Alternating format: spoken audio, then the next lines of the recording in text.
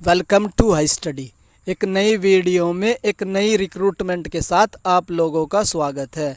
आज हम लोग बात करेंगे Uttar Pradesh power corporation limited के द्वारा निकाली गई एक रिक्रूटमेंट के बारे में।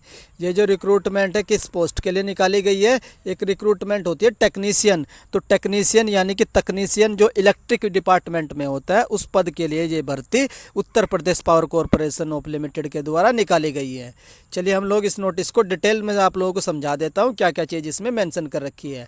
ये जो पेपर होगा इसका आप सीबीटी के यानी सेंटर बेस्ड टेस्ट होगा, उसके माध्यम से यह परीक्षा करवाई जाएगी। और इसमें जो पदों की संख्या है कैटेगरी वाइज आप लोग चेक कर सकते हैं। अन्य रिजर्व कैटेगरी के 357 है, ओबीसी के 241 है और एससी के 187 है और जो एसटी के 17 है और जो इकोनॉमिकली वीकर सेक्शन है उसमें पदों की संख्या 89 है। उसके बाद इन लोगों ने यहाँ पर मेंशन कर रखा है पदों की संख्या को घटाया या बढ़ाया जा सकता है। नेक्स्ट और क्या लिखा है इन लोगों ने यहाँ पर यह भी बता दिया अगर कैंडिडेट ज़्यादा हुए तो इसमें नॉर्मलाइजेशन भी किया जाएगा अगर मोर देन वन शिफ्ट में ये एग्ज़ाम कंडक्ट करवाया जाता है। उसके बाद से एक चीज़ और मेंशन कर रखी है, अगर आपको किसी गवर्नमेंट जॉब में हो ऑलरेडी हो और वहाँ से आप लोगों को निकाल दिया गया है तो आप लोग ये फॉर्म फिल नहीं कर सकते हैं। अब हम लोग इसका सैलरी स्ट्रक्चर भी देख लेते हैं। इसमें सैलरी क्या रहेगी? ये जो लेवल 4 की जॉब रहेगी और आपका जो बेसिक रहेगा 21,700 27,200 आप लोगों का बेसिक पे रहेगा। उसके बाद इसकी जो एलिजिबिलिटी क्राइटेरिया वो मैं आप लोगों को बता देता हूँ। आप लोगों ने क्या कर रखी हो, हाई स्कूल कर रखी हो और साथ ही आप लोगों के पास आईटीआई का डिप्लोमा होना चाहिए और वो जो आईटीआई का डिप्लोमा है एनसीवीटी या एससीवीटी के द्वारा अप्रूव होना चाहिए। और किस ट्रेड में होना चाहिए ये भी ट्रेड आप लोग देख सकते हो, इलेक्ट्रिकल में होना चाहिए या फिर इलेक्ट्रिकल में होना चाहिए या फिर इलेक्ट्रिकल जो हमारे कौशल विकास अंतर्गत के अंतर्गत आएगी उस ट्रेड में होना चाहिए। तो 3 ट्रेड दे रखी है इन्होंने, 3 ट्रेड में से किसी में भी आप लोगों के पास आईटीआई का डिप्लोमा है तो आप लोग ये फॉर्म फिल कर सकते हैं। चलिए कुछ और एक्स्ट्रा इन्फॉर्मेशन इसकी देख लेते हैं। जो आप लोगों की जो एज है मिनिमम 18 होनी चाहिए और मैक्सिमम 40 होनी चाहिए, ये एज का क्राइटेरिया है। उसके बाद इन लोगों ने मेंशन कर रखा है जो आप लोगों को जो एज में है वो कंसेशन यानी छूट भी दी जाएगी। ये आप लोग देख सकते हैं कि किस एज में कितनी छूट दी जाएगी। उसके बाद मैं आप लोगों को बता देता हूँ इसका जो आवेदन शुल्क है वो मैं आप लोगों को बता देता हूँ। आप लोगों की जो फीस रहेगी कितनी रहेगी, जो रिजर्व कैटेगरी के कैंडिडेट है उन लोगों को 826 रुपये जब पे करने होंगे और जो अदर कैंडिडेट है उन लोगों को 1180 रुपये जमा करने होंगे एज ए फीस। और ये फ़ीस कैसे जमा होगी? ऑनलाइन ये फ़ीस जमा करवाई जाएगी। अब मैं आप लोगों को बता देता हूँ और क्या इन्फॉर्मेशन देनी है। इसमें इन लोगों ने मेंशन कर रखा है कि जो आप लोगों के जो डॉक्यूमेंट है वो कब तक होनी चाहिए, उनकी एक लिमिट जो कट ऑफ डेट है वो डिसाइड कर रखी है। वो हम लोग यहाँ पर देख सकते हैं कि आप लोगों के पास जितने भी आपके पास डॉक्यूमेंट है, अंक पत्र है या जाति प्रमाण पत्र है किसका, ओबीसी नॉन क्रीमी लेयर का, तो वो कब का जारी होना चाहिए? तो 31 मार्च 2022 के बाद का वो जारी होना आवश्यक है। ये लोगों ने यहाँ पर मेंशन कर रखा है नोटिस में। उसके बाद आप लोगों का जो डोमिसाइल है वो डोमिसाइल कब का, 31 मार्च 2019 के बाद का आप लोगों का जो मूल निवास प्रमाण पत्र है वो जारी होना चाहिए, वही ये लोग वैलिड करेंगे। उसके बाद और कुछ क्या इन्फॉर्मेशन इसमें से जो मैंने इन्फॉर्मेशन दे दी थी वो वही आप लोगों को बता दी है। एक इन्फॉर्मेशन और दे देता हूँ, जो आप लोगों को जो पेपर 2 होगा उसमें कितने गुना कैंडिडेट को शॉर्ट लिस्टेड करेंगे ये, तो 2 गुना कैंडिडेट को नेक्स्ट लेवल की जो स्टेज होगी उसमें सेलेक्ट किया जाएगा। ये भी मैंने आप लोगों को यहाँ से इन्फॉर्मेशन दे दी है। उसके बाद और कुछ एक्स्ट्रा इन्फॉर्मेशन मैं आप लोगों को दे देता हूँ। इसमें आपका जो करेक्टर सर्टिफिकेट है वो भी चाहिए होगा आप लोगों को। और जो अगर आपने मोर देन 2 शादी कर रखी है, मोर देन 1 शादी कर रखी, तो आप लोग ये फॉर्म फिल नहीं कर सकते हैं। उसके बाद इसकी जो चयन प्रक्रिया है वो हम लोग देख लेते हैं। इसका जो चयन प्रक्रिया है वो किस तरीके से होगी, जो सिलेक्शन प्रक्रिया है वो किस तरीके से होगी।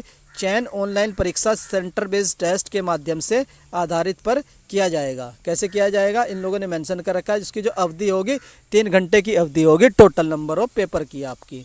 उसके बाद देख लेते हैं पहले 2 भागों में इसका पेपर होगा। जो प्रथम भाग होगा उसमें क्या होगा, प्रथम भाग की परीक्षा एनईआरटी के CCC बेस पर जो एक टेस्ट होगा कंप्यूटर का, उसमें 50 अंक के प्रश्न पूछे जाएंगे 50 मार्क्स के। और इस पेपर में आप लोगों को इन लोगों ने मेंशन भी कर रखा है नेगेटिव मार्किंग यानी ऋणात्मक मार्किंग भी दिए जाएंगे आप लोगों को 1/4। अगर आप लोग एक क्वेश्चन रॉन्ग करते हो तो आपका 0.25 मार्क्स डिडक्ट कर लिया जाएगा। नेक्स्ट हम लोग देख लेते हैं, इन लोगों ने एक चीज़ और मेंशन कर रखी है वो मैं आप लोगों को दिखा देता हूँ। परीक्षा में कम से कम आप लोगों को 20 अंक प्राप्त करना अनिवार्य होगा, अन्यथा की स्थिति में अभ्यर्थी के न मानते हुए उसकी लिखित परीक्षा तृतीय भाग में मूल्यांकन नहीं किया जाएगा। इसका मतलब ये है कि आप लोगों को कंप्यूटर की परीक्षा में 50 में से 20 मार्क्स प्राप्त करने कंपलसरी होंगे, अन्यथा आपकी जो लिखित परीक्षा है वो चेक नहीं होगी। तो उसको अगर आप लोगों को चेक करवाना है तो मिनिमम आप लोगों को 20 मार्क्स सिक्योर करना कंप्यूटर में कंपलसरी होगा। ये भी इन लोगों ने यहाँ पर मेंशन कर दिया है। एक बात और मेंशन कर रखी है इन लोगों ने, जो आपके जो कंप्यूटर के मार्क्स है वो मेरिट के निर्धारण हेतु जोड़े नहीं जाएंगे, यानी कि जो आप कंप्यूटर में स्कोर करोगे वो आपका मेरिट में काउंट नहीं होगा। सिर्फ और सिर्फ वो क्वालिफाई नेचर का आपको 20 मार्क्स सिक्योर करने हैं। उसके बाद इस परीक्षा का द्वितीय भाग होगा, जो सेकंड पार्ट होगा, उसमें क्या क्या पूछा जाएगा आप लोग सब्जेक्ट वाइज चेक कर सकते हैं। जीके के 20 क्वेश्चन पूछे जाएंगे, हिंदी के 15 क्वेश्चन पूछे जाएंगे, अंग्रेजी के भी 15 क्वेश्चन पूछे जाएंगे और 150 क्वेश्चन आपके टेक्निकल से पूछे जाएंगे, जिस भी ट्रेड से आप लोगों ने ITI कर रखी है। टोटल नंबर ऑफ क्वेश्चन कितने पूछे जाएंगे? 200% पूछे जाएंगे, 200 अंकों के होंगे और इसमें जो एक नेगेटिव मार्किंग भी होगी आप लोगों की 1/4 है। अगर आप लोग एक क्वेश्चन रॉन्ग करते हो तो 0.25 मार्क्स आप लोगों के डिडक्ट कर लिए जाएंगे। उसके बाद एक चीज़ और हाईलाइट कर रखी है इन लोगों ने, नोट करके लिख रखी है, चयन हेतु द्वितीय भाग की परीक्षा में कम से कम 33.5% अंक प्राप्त करना अनिवार्य होगा। अर्थात ऐसे अभ्यर्थी 67 अंक कम से कम प्राप्त करेंगे तो वे चयन प्रक्रिया से बाहर हो जाएंगे। अगर आप लोग 67 मार्क्स 200 में से प्राप्त नहीं कर पाते हो तो आप सिलेक्शन की जो प्रक्रिया है उससे बाहर हो जाओगे। तो ये भी इन लोगों ने यहाँ पर बता दिया है कि मिनिमम आप लोगों को 33.5% 200 में से करना होगा अगर आप लोगों को सिलेक्शन मेरिट के अंदर आना है। उसके बाद क्या चीज़ है मैं आप लोगों को और बता देता हूँ। इन लोगों ने और लिख रखा है, उपरोक्त निर्धारित प्रतिबंधों व अर्हताओं के दिन द्वितीय भाग की लिखित परीक्षा हेतु निर्धारित 200 अंकों पर ही अभ्यर्थी की अंतिम मेरिट लिस्ट बनाकर तैयार की जाएगी। तो जो आप लोगों की जो मेरिट बनेगी सिलेक्शन के लिए, वो जो आपका 200 नंबर का पेपर होगा, सेकंड पेपर होगा, उसी के बेस पर मेरिट तैयार की जाएगी और इसी के बेस पर जो टॉप कैंडिडेट होंगे उनका सिलेक्शन किया जाएगा। कुछ और इन्फॉर्मेशन और देख लेते हैं हम। इन लोगों ने आपका जो एग्ज़ाम सेंटर है वो भी बता रखे हैं, मेरठ, आगरा, कानपुर, कहाँ आप लोगों के एग्ज़ाम सेंटर होंगे। उसके बाद इसका जो फॉर्म है सिर्फ और सिर्फ ऑनलाइन भरा जाएगा, ऑफलाइन इसका फॉर्म भरा नहीं जाएगा। चलिए हम लोग देख लेते हैं इसका जो फॉर्म है वो कब भरा जाएगा। तो जो इसका जो फॉर्म है कब से शुरू हो रहा है मैं आप लोगों को बता देता हूँ। ऑनलाइन आवेदन पत्र पूर्ण करने की जो तिथि है 27 सितंबर से लेकर के 19 अक्टूबर तक के बीच आप लोग ये फॉर्म भर सकते हो। तो ये यहाँ पर इन लोगों ने डेट मेंशन कर रखी है, अभी 10 दिन है, 10 दिन बाद ये फॉर्म शुरू हो जाएगा और इसकी इन्फॉर्मेशन अभी मैंने आप लोगों को दे दी है। उसके बाद से जो फीस जमा करने की अंतिम तिथि है वो क्या रहेगी आप लोगों की 19 अक्टूबर रहेगी।